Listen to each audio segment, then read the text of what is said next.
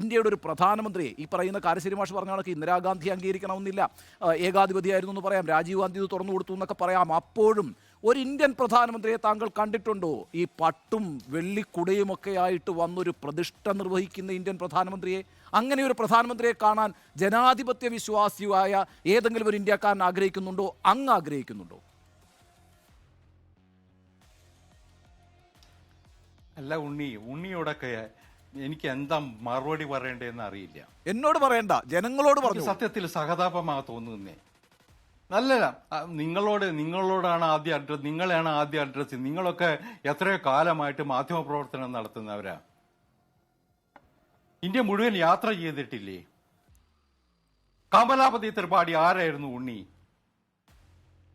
കാശി ക്ഷേത്രത്തിൽ അദ്ദേഹത്തിന്റെ റോൾ എന്തായിരുന്നു? ആ കമലാപതി ത്രിപാഠിയും ഇന്ദിരാഗാന്ധിയും കൂടി കാശി ക്ഷേത്രത്തിൽ പോയി പൂജിക്കുന്ന ചിത്രം നിങ്ങൾ കണ്ടിട്ടില്ലേ? നിങ്ങളുടെ മനസ്സിൽ ഓടിയെത്തുന്നില്ലേ? കേരളത്തില് ലത്തീൻ കത്തോലിക്കരുടെയും പെന്തക്കോസ്തുകാരുടെയും സമ്മേളന വേദികളിൽ പോയി നിറഞ്ഞു നിൽക്കുന്ന മന്ത്രിമാരെ നിങ്ങൾ കണ്ടിട്ടില്ലേ? അവിടെ അവർ പ്രാർത്ഥിക്കുമ്പോൾ എഴുന്നേറ്റ് നിന്ന് കൂതാശ ചെയ്യുന്ന മന്ത്രിമാരെ നിങ്ങൾ കണ്ടിട്ടില്ലേ? രണ്ട് മുന്നണിയിലുള്ളവര്. ഇതൊക്കെ ഭക്തിയും ഇവിടുത്തെ സെക്യുലറിസത്തിന്റെ നിങ്ങളുടെ കാഴ്ചപ്പാടിന്റെ പ്രശ്നമാണ്. ഇവിടുത്തെ സെക്യുലറിസം എന്ന് പറഞ്ഞാൽ മതത്തിന് എതിരല്ല, എല്ലാ മതങ്ങളെയും ഉൾക്കൊള്ളുന്ന സംശീകരിക്കുന്നതാണ്. അതാണ് നമ്മുടെ കൺസെപ്റ്റ്.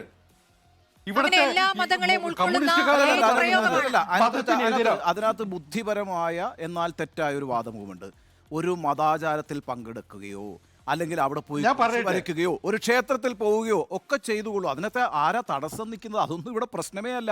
മറിച്ച് ഒരു ദൈവത്തെ ഉയർത്തിപ്പിടിച്ചുകൊണ്ട് ഒരു വലിയ കലാപത്തിലേക്ക് രാജ്യം പോകുന്നു. പിന്നെ ഭൂരിപക്ഷ അംഗീകാരം നേടി ആ അധികാരം ഉപയോഗിച്ച് ജുഡീഷ്യറിയെ പോലെ സ്വാധീനിച്ച് വിശ്വാസം എന്നുകൂടി കണക്കിലെടുത്തുകൊണ്ടൊരു ജുഡീഷ്യറി തീരുമാനം പ്രഖ്യാപിക്കുന്നു. ഈ പറയുന്ന കലാപങ്ങളെല്ലാം ഒറ്റടിക്ക്, ഈ രക്തസാക്ഷികളെല്ലാം ഒറ്റടിക്ക് റദ്ദാക്കിക്കൊണ്ട് ഞങ്ങൾ ഇതാ നിയമപരമായി വിജയം നേടിയെടുത്തിരിക്കുന്നു എന്ന് സ്ഥാപിക്കുന്നു. അങ്ങനെ ചരിത്രത്തിലെ എല്ലാ വസ്തുതകളെയും വളച്ചൊടിക്കുന്നു. ഞാൻ ഒരു കാര്യം കൂടി പറഞ്ഞേക്കാം. CH മുഹമ്മദ് കോയ കേരളത്തിന്റെ മുഖ്യമന്ത്രിയായിരുന്നല്ലോ. താങ്കൾ ഇങ്ങനെ പറഞ്ഞു പോകുമ്പോൾ ഈ CH മുഹമ്മദ് കോയ കേരളത്തിലൊരു മോസ്കിന്റെ തറക്കല്ലിട്ടു എന്ന് വിചാരിക്കുക, എന്താ സംഭവിക്കുക? കേരളം അംഗീകരിക്കുമോ?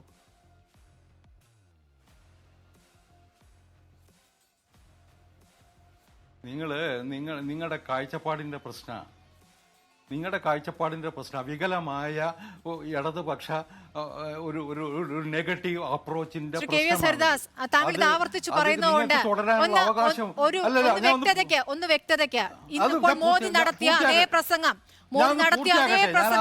അല്ല, താങ്കൾക്ക് കുറച്ചുകൂടി വ്യക്തമായി പറയാൻ വേണ്ടിയിട്ടാണ്. മോദി നടത്തിയ അതേ പ്രസംഗം ന്യൂനപക്ഷ വിഭാഗത്തിൽ നിന്നും മറ്റൊരു നേതാവാണ് ഈ രൂപത്തിൽ പ്രസംഗിക്കുന്നതെങ്കിൽ എന്തായിരിക്കും? മറ്റൊരു മതവുമായി ബന്ധപ്പെട്ടാണ് പ്രസംഗം നടത്തുന്നതെങ്കിൽ എന്തായിരിക്കും നിലപാട്? ഞാൻ ചോദിക്കട്ടെ, ഇന്ന് ഏത് മതത്തെക്കുറിച്ചാ മോഡി പ്രസംഗിച്ചത്? വേറെ ഏത് മതത്തെക്കുറിച്ചാ അദ്ദേഹം സൂചിപ്പിച്ചത്? നിങ്ങൾ ആ പ്രസംഗം മുഴുവനും ഒന്നുകൂടി മുഴുവൻ കേട്ടു. അവിടെ എന്താ അദ്ദേഹം പറഞ്ഞു? രാമന്റെ അല്ല പറഞ്ഞു. സ്മൃതി ഒന്ന് ഞാൻ പൂർത്തിയാക്കട്ടെ. സ്മൃതി, എനിക്കിത് ഇങ്ങനെ നിങ്ങൾ ഓരോ വാക്കിലും അതാ നല്ലത്. നിങ്ങൾക്ക് ഇക്കാര്യത്തിലുള്ള നിങ്ങൾക്ക് ഇതിലുള്ള വെസ്റ്റഡ് ഇൻട്രസ്റ്റ് എന്താണെന്നുള്ളത് എനിക്ക് മനസ്സിലാവും. നിങ്ങളുടെ ചാനലിന്റെ ഇൻട്രസ്റ്റും ഞാൻ മനസ്സിലാക്കിയിട്ടുണ്ട്. ഇതൊക്കെ മനസ്സിലാക്കി കൂടി തന്നെയാണ് ഈ ചർച്ചയ്ക്ക് ഇവിടെ വരുന്നത്. സന്തോഷത്തോടു കൂടിയൊന്നുമല്ല. പക്ഷെ ഒരു കാര്യമുണ്ട്. ഞാൻ പറഞ്ഞല്ലോ, ഇന്നത്തെ മോഡിയുടെ പ്രസംഗത്തിൽ എന്താ അപകടമുള്ളേ? മോഡി പറഞ്ഞത്, മോഡി അവിടെ അഡ്രസ് ചെയ്തത് അവിടെ പങ്കെടുക്കുന്ന ആ പ്രതിഷ്ഠാ ചടങ്ങിൽ പങ്കെടുക്കാൻ വന്ന ഇന്ത്യയുടെ വിവിധ തലങ്ങളിലുള്ള ആൾക്കാരെയാണ്. സ്വാഭാവികമായിട്ട് അദ്ദേഹം പ്രധാനമന്ത്രിയുടെ പ്രസംഗമാണ്. രാജ്യം മുഴുവൻ, ലോകം മുഴുവൻ അത് കാണും, കേൾക്കും. പക്ഷെ അദ്ദേഹം പറഞ്ഞത് എന്താ? രാമന്റെ ക്ഷേത്രം ഉയർന്നാൽ ഇവിടെ കലാപം ഉയരും എന്ന് പ്രസംഗിച്ച് നടന്നവരില്ലേ? അവരെ നിങ്ങൾക്ക് ഇപ്പൊ കാണാൻ പറ്റുന്നുണ്ടോ? നിങ്ങളുടെ മനസ്സിലേക്ക് അവർ വരുന്നുണ്ടോ? പക്ഷെ രാമന്റെ ക്ഷേത്രം ഉയരുന്ന ദിവസം ഇന്ത്യ മുഴുവൻ ആഹ്ലാദ തിമിർപ്പിലാണ്. ഇന്ത്യ മുഴുവൻ, ലോകം മുഴുവൻ ഹിന്ദുക്കള് അതിനെ പൂജിക്കുന്നു. ഇന്ന് വൈകുന്നേരം കോടാനുകോടി വീടുകളിൽ ചരാതുകൾ കത്തുന്നു. ഏത് തരത്തിലാണോ രാമൻ വനവാസം കഴിഞ്ഞ് അയോധ്യയിൽ തിരിച്ചെത്തുമ്പോൾ അയോധ്യയിലെ നിവാസികള് ദീപാവലി ആഘോഷിച്ചത്, അതുപോലെ ഇന്ന് ലോകം മുഴുവൻ ഇന്ന് ആഘോഷിക്കുന്നു. അങ്ങനെ ഒരു അവസ്ഥയുണ്ട്.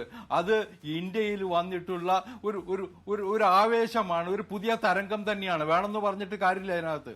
അതിൽ നിങ്ങൾക്ക് അസ്വസ്ഥത ഉണ്ടാവും, അതിൽ അസ്വസ്ഥതയുടെ പ്രശ്നമല്ല യാഥാർത്ഥ്യമാണ്. ചോദ്യങ്ങൾ